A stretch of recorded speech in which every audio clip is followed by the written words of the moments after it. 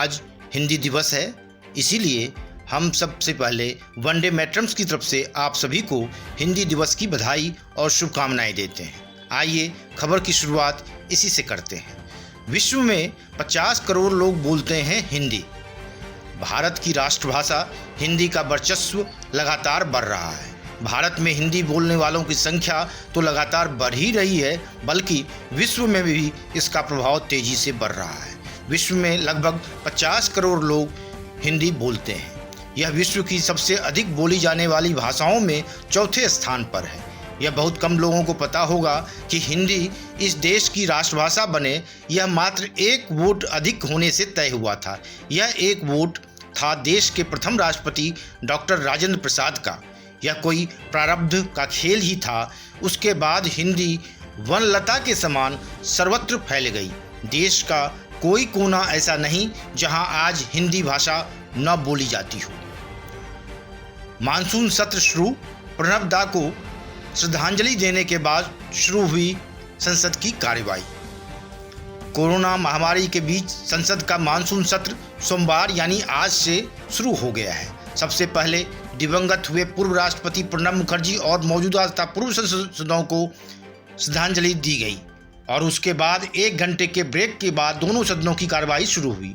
राज्यसभा में उपसभापति पद के लिए चुनाव के साथ साथ लोकसभा में होम्योपैथी केंद्रीय परिषद संशोधन विधेयक 2020 और भारतीय औषधि केंद्रीय परिषद संशोधन विधेयक 2020 को रखा गया।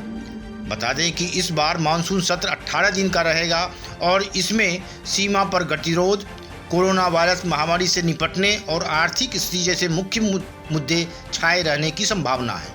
वहीं सरकार की नज़र 23 विधेयकों पर चर्चा और इसे पारित कराने पर है। इसमें 11 ऐसे विधेयक भी हैं जो अध्यादेशों का स्थान लेंगे। इनमें से 4 विधेयकों का विपक्षी दल विरोध कर सकते हैं। ये चारों विधेयक कृषि क्षेत्र और बैंकिंग नियमन से जुड़े अध्यादेश का स्थान लेंगे। वहीं विपक्षी दलों ने महामारी से निपटने, अर्थव्यवस्था की स्थिति और लद्दाख में सीमा पर चीनी आक्रामकता जैसे महत्वपूर्ण मुद्दों पर सरकार को घेरने का फैसला किया है। इस बार भी दिन में 2 बार, एक बार राज्यसभा, एक बार लोकसभा, समय भी बदलना पड़ा है। सैटरडे संडे भी इस बार कैंसिल कर दिया गया है, लेकिन सभी सदस्यों ने इस बात को भी स्वीकार किया है, स्वागत किया है और कर्तव्य पथ पर आगे बढ़ने का फैसला किया है। इस सत्र में कई महत्वपूर्ण निर्णय होंगे, अनेक विषयों पर चर्चा होगी और हम सबका अनुभव है कि लोकसभा में जितनी ज्यादा चर्चा होती है, जितनी गहन चर्चा होती है, जितनी विविधताओं से भरी चर्चा होती है, उतना सदन को भी, विषय वस्तु को भी और देश को भी बहुत लाभ होता है। 21 सितंबर से खुलेंगे हायर एजुकेशनल इंस्टीट्यूट। केंद्रीय स्वास्थ्य एवं परिवार कल्याण मंत्रालय ने हायर एजुकेशनल इंस्टीट्यूट की पढ़ाई आंशिक तौर पर शुरू करने के लिए स्टैंडर्ड ऑपरेटिंग प्रोसीजर SOP जारी कर दिया है, जिसके तहत 21 सितंबर से क्लास लगना शुरू हो जाएगी। मंत्रालय ने कहा, इंस्टीट्यूट खोलने से पहले हायर एजुकेशन डिपार्टमेंट से सलाह लेनी होगी। दूसरे शहर में आकर पढ़ाई करने वाले छात्रों के लिए हॉस्टल भी खुल सकेंगे।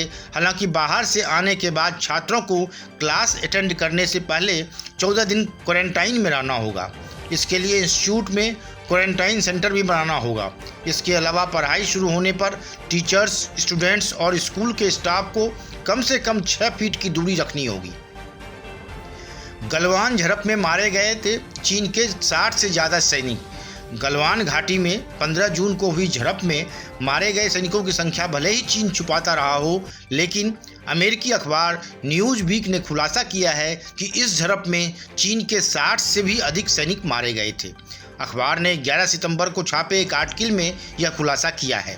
गलवान में आक्रामक मूव के आर्किटेक्ट शी जिनपिंग थे, लेकिन उनकी पीएलए इसमें फ्लॉप हो गई। आर्टिकल में कहा गया है कि भारतीय सीमा पर चीन की सेना की विफलता के परिणाम आगे भी सामने आते रहेंगे।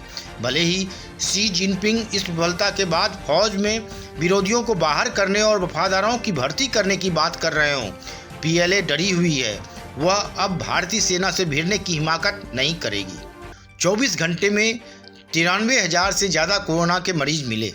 पिछले 24 घंटे के अंदर देश में 93,215 लोग कोरोना संक्रमित पाए गए। इसी के साथ मरीजों की संख्या अब 48,45,302 हो गई है।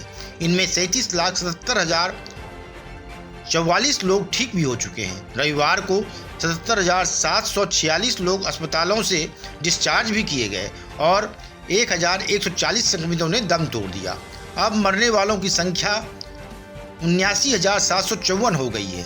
ये आंकड़े covid19india.org के मुताबिक है। उधर केंद्रीय स्वास्थ्य मंत्री डॉक्टर हर्षवर्धन ने कहा कि अगले साल यानी 2021 के पहले 3 महीनों में वैक्सीन आ सकती है।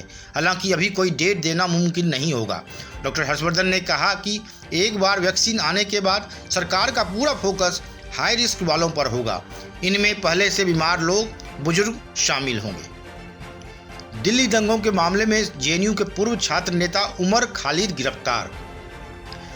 फरवरी में दिल्ली में हुए दंगों के मामले में पुलिस ने रविवार देर रात जेएनयू के पूर्व छात्र नेता उमर खालिद को गिरफ्तार कर लिया है। 11 घंटे लंबी पूछताछ के बाद दिल्ली पुलिस की स्पेशल सेल ने उन्हें गिरफ्तार किया है। खालिद को आज कोर्ट में पेश किया जाएगा। 2 सितंबर को भी क्राइम ब्रांच ने उनसे घंटों पूछताछ की थी। इससे पहले पुलिस ने दंगे से जुड़े एक अन्य मामले में उमर के खिलाफ गैर कानूनी गतिविधि निषेध कानून UAPA के तहत मामला दर्ज किया था। दिल्ली पुलिस की क्राइम ब्रांच ने भी दंगे के पीछे कथित साजिश के मामले में उमर से पूछताछ की थी। पुलिस ने उनका मोबाइल फोन भी जब्त कर लिया था। एक बार पुनः वनडे मैट्रम्स की तरफ से हिंदी दिवस की हार्दिक शुभकामनाएं। आप इसी तरह हिंदी हेडलाइंस के लिए हमारे साथ जुड़े रहें। धन्यवाद। वनडे मैट्रम्स।